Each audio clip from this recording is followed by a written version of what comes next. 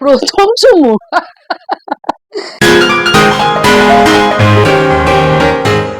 আমি সঞ্জিতা, ইলেকট্রনিক্স মিডিয়ায় assistant direction and কোঅর্ডিনেশনের কাজে আছি। প্রথম চুমুর সেই শিহরণটা আজও ভুলতে পারিনি। হয়তো কেউই পারে না, পারবেও না। স্বপ্ন দেখি ফোন থাকবে না, আমি আর আমার বয়ফ্রেন্ড মানে আমার বর দুজনে মিলে অনেক দূরে কোথাও পালিয়ে যাই, মারামারি করি ছেলে মেয়ের সাথে। মিথ্যে প্রায়ই বলতে হয়, প্রায়ই বলি। কোনোদিনও চাকরি বাকরি করতে চাইনি। সবসময় মনে হতো ঘরকন্না করব, রান্না করব, কিন্তু আমাকে চাকরি করতে হয়েছিল এবং আমি ক্যামেরার পেছনে চাকরি করেছি। সুজিকে থ্যাঙ্কস। সুজি আজকে ক্যামেরার সামনে আমাকে নিয়ে এসছে ধরে বেঁধে। প্রথম চুমু সে এক ভীষণ মজার ঘটনা। কিন্তু প্রথম চুমুটা আমার এসেছিল এইখানে, আর আমি তারপরে সারা পাড়ায় বলে বেরিয়েছিলাম আমার বেবি হবে, কারণ আমি তখন জানতাম চুমু খেলেই বেবি হয়ে যায়। 6 থেকে প্রেম করে তারপর গ্রাজুয়েশনের পর বিয়ে করেছি তাকে।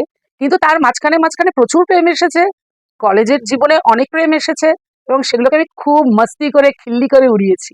হ্যাঁ, প্রেম করলে তো ডেটিং এ যেতেই হয়। 40 ঊর্ধ্ব বয়সে এসে এখনো প্রেমে পড়ি, কারণ প্রেমে পড়তে ভীষণ ভালো লাগে। সবসময় হয়তো ডেটে যাওয়া হয় না, কিন্তু কারুকে কারুকে এতই ভালো লেগে যায় তখন তার সাথে একটু চা খেতে যাওয়া, কফি খেতে যাওয়া, এরকম টুকটাক চলতেই থাকে। আমার সেভাবে কারুর প্রতি কোনো অভিযোগ নেই। যদি আমার প্রতি কারুর কোনো অভিযোগ থেকে থাকে, আমার সবসময় মনে হয় তারা যেন আমাকে এসে সেটা নিজে থেকে বলে, যাতে আমি সেটাকে ক্লিয়ার আউট করে দিই। আজ এই পৃথিবীতে নেই, কিন্তু আমার মনের মণিকোঠায় সে আছে। প্রত্যেক 2nd অক্টোবর তার জন্মদিনে আমার ফেসবুকের পাতায় কিন্তু আমি তাকে শুভকামনা জানাই। সে যেখানেই থাকে যেন ভালো থাকে। মাকে দিয়ে চলে গেছে আমার মা। মাই ছিল আমার জগৎ। হঠাৎ করে একটা সুস্থ মানুষ, হাঁটাচলা করা মানুষ কিভাবে যে চোখের সামনে দুম করে চলে যেতে পারে, সেটা আমার মা আমাকে দেখিয়ে দিয়ে গেছে পয়লা বৈশাখের দিন। আমি এত প্রচন্ড বাড়ি ভক্ত, সারাদিনই বর ছেলে মেয়েকে নিয়ে এত প্রচন্ড আমার মানে জড়িয়ে থাকি আমি, যে আমার একা কোথাও চলে যাবার কথা আমি ভাবি না, ভাবতেই পারি না। প্রেমে তো মাঝে মাঝেই পড়ি। কারুর কাউকে দেখতে ভালো, হঠাৎ প্রেমে পড়ে গেলাম, বেশ মজা লাগে। কিন্তু কারোর সাথে আবার কথা বলে তার কথাবার্তার প্রেমে পড়ে যাই। কোনো মানুষ হয়তো ভীষণ ভালো লেখে, সোশ্যাল মিডিয়াতে ভীষণ ভালো লেখে, আমি হয়তো তাকে কখনো দেখিনি, কিন্তু তার প্রতি প্রেম জন্মায়। যেমন পাহাড়, আকাশ, বাতাস, সমুদ্র সবকিছুর প্রেমে আমরা পড়ি, সেরকম মাঝে মাঝেই প্রেমে পড়ে যাই। ছোটবেলায় ঠাম্মির কৌটোতে আমলকি থাকতো আর আমুল স্প্রে দুধ থাকতো, এই দুটোই আমি প্রচুর চুরি করে খেয়েছি। যারা আমার খোঁজ নেয় না, অথচ আমার পেছনে আমাকে নিয়ে ভাবনা চিন্তা করে। জীবনে দুটো জিনিস ভীষণ ভালো লাগে।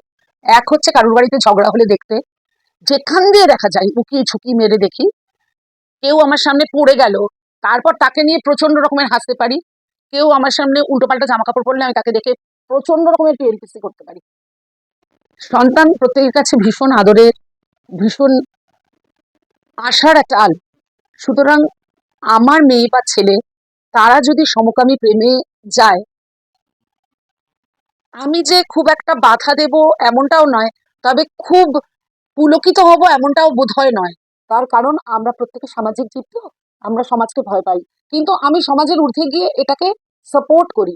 কিন্তু এখনো জানি না আমার ছেলে বা মেয়ের ক্ষেত্রে হলে আমি কি করব। না, আমি লিভিংয়ে বিশ্বাসী নই, আমি একটা গোটা সুন্দর সংসারে বিশ্বাসী। আমার মা সিঙ্গেল মাদার ছিলেন। আমার স্কুলে যখন টিচার প্যারেন্ট মিটিং হতো বা গার্জিয়ান কল হতো, তখন সবসময় আমি দেখতাম সকলের বাবা মা একসঙ্গে আসে, কিন্তু আমার মাই যেতেন। কোনোদিন আমি আমার মায়ের পাশে আমার বাবাকে দেখিনি। তাই জন্য আমার জীবনে একটা বড় অভিমান, যে পরজন্ম বলে যদি কিছু থাকে, আমি যেন বাবা মা দুজনকে একসঙ্গে পেয়ে বড় হয়ে উঠতে পারি।